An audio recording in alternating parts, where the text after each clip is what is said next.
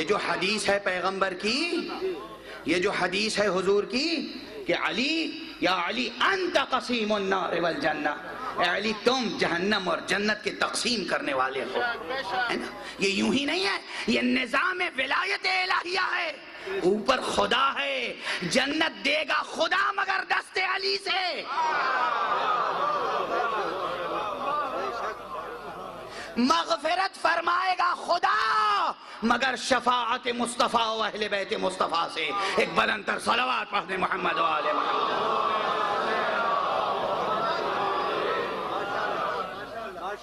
بس عزیزو، گفتگو کو یہاں پہ روکتا ہوں۔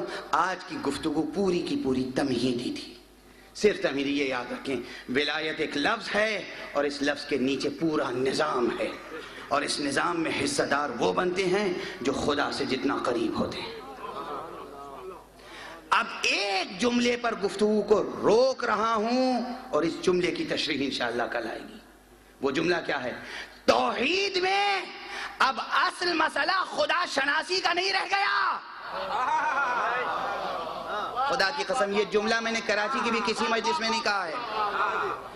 توحید کے باب میں مسئلہ اصل خدا شناسی کا نہیں ہے، مسئلہ یہ ہے کہ اسباب جو خدا نے بنائے ہیں ان کو اچھی طرح پہچان لیا جائے۔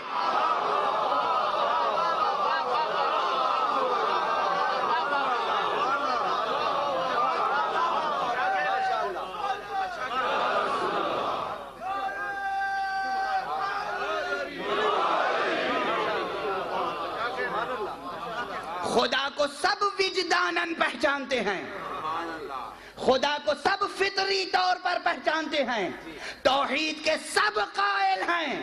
مسئلہ توحید کے باب میں خدا کو پہچاننے کا نہیں ہے بلکہ ان وسیلوں کو پہچاننے کا ہے جو خدا کے بنائے ہوئے وسیلے ہیں۔ جتنی بحثیں وسیلوں کے باب میں ہوں گی سمجھ لو وہ توحید شناسی کی بحث ہے۔ توحید شناسی میں خدا کو پہچاننے کے معنی ہی کچھ نہیں ہوتے ہیں۔ اب خدا کے تو سب قائل ہیں، پہچاننا یہ ہے کہ کون سا وسیلہ لیں کہ جس کے پکڑنے سے شرک نہ ہو جائے۔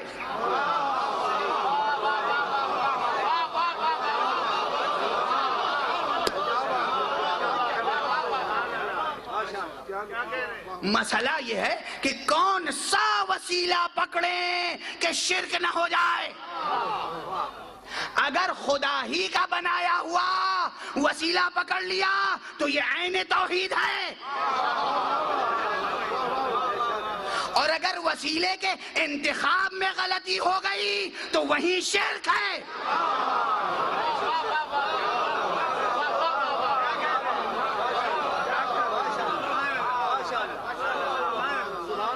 اس کائنات میں اور پورے نظام دین میں توحید شناسی کی جتنی بحث ہوگی اس میں اصل مسئلہ ذات خدا کو پہچاننے کا نہیں ہے بلکہ ان وسیلوں کو پہچاننے کا ہے کہ جو خدا تک پہنچانے والے وسیلے ہیں۔ تخت تک پہنچانے والے وسیلے اور ہوتے ہیں، خزانوں تک پہنچانے والے وسیلے اور ہوتے ہیں، تاج تک پہنچانے والے وسیلے اور ہوتے ہیں، خدا تک پہنچانے والے وسیلے اور ہوتے ہیں۔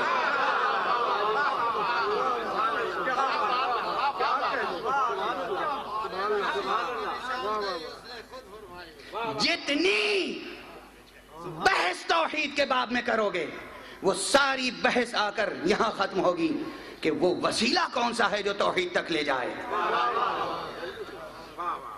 وسیلہ کوئی اور نہیں ہے، کوئی اور نہیں ہے، وہ وسیلے وہی ہیں کہ جن کے فضائل کے باب میں ہم یہ سنتے آئے کہ انہوں نے ہمیشہ اعلان کیا کہ لو کشف الغطاء لمزددت یقینا، اگر پردے ہٹا دیے جائیں تو ہمارے یقین میں اب کوئی اضافہ ہونے والا نہیں ہے۔ اور یہ وسیلے وہی ہیں کہ جن کے مصائب کے باب میں ہم یہ سنتے ہیں کہ جسم پامال ہو گیا، سر نو کے نیزہ پہ بلند ہو گیا، مگر قرآن مجید کی تلاوت کا سلسلہ جاری رہا۔ کہیں سورہ کہف کی تلاوت ہو رہی ہے، کہیں سورہ شعراء کی تلاوت ہو رہی ہے، کہیں اس آیت کی تلاوت ہو رہی ہے وَسَيَعْلَمُ الَّذِينَ ظَلَمُوا أَيَّ مُنْقَلَبٍ يَنْقَلِبُونَ۔ عن قریب لوگ پہچان لیں گے ظلم کرنے والے کہ ان کا ٹھکانہ کہاں ہے۔ بس گفتگو تمام ہو گئی۔ عزیزو، وسیلہ شناسی توحید شناسی کی اصل بحث ہے، اور اسی لیے ان کو کبھی انسانی حافظہ بھلا نہیں سکتا جنہوں نے کیسے ہی مصائب گزر گئے مگر اللہ کے سچے وسیلوں کا دامن نہیں چھوڑا۔ معصوم تو معصوم ہوتے ہیں، میرا عقیدہ الگ ہے، میں تو معصومہ کربلا کہتا ہوں،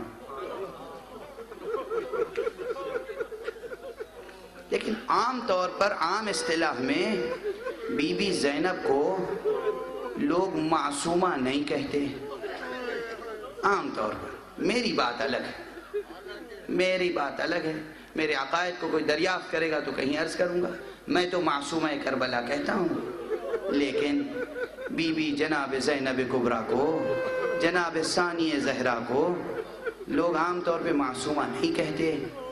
لیکن دیکھیے کربلا میں خیموں میں آگ لگ چکی ہے، شعلے بھڑک رہے ہیں، سروں سے چادریں چھن چکی ہے، لیکن بی بی ایسی نعوذ باللہ نادان بھی نہیں ہے، شریعت سے ناواقف نہیں ہے بی بی، مگر ایک مصلحت ہے، خدا تک پہنچانے والے وسیلے کو پہچنوانا ہے۔ تو ایک مرتبہ بی بی آتی ہے اور آ کے کہتی ہے، اے بیٹا سید سجاد، تم امام وقت ہو، اب تم بتاؤ جلتے ہوئے خیموں میں جل کے مر جائیں یا بے ردا خیموں سے باہر چلے جائیں؟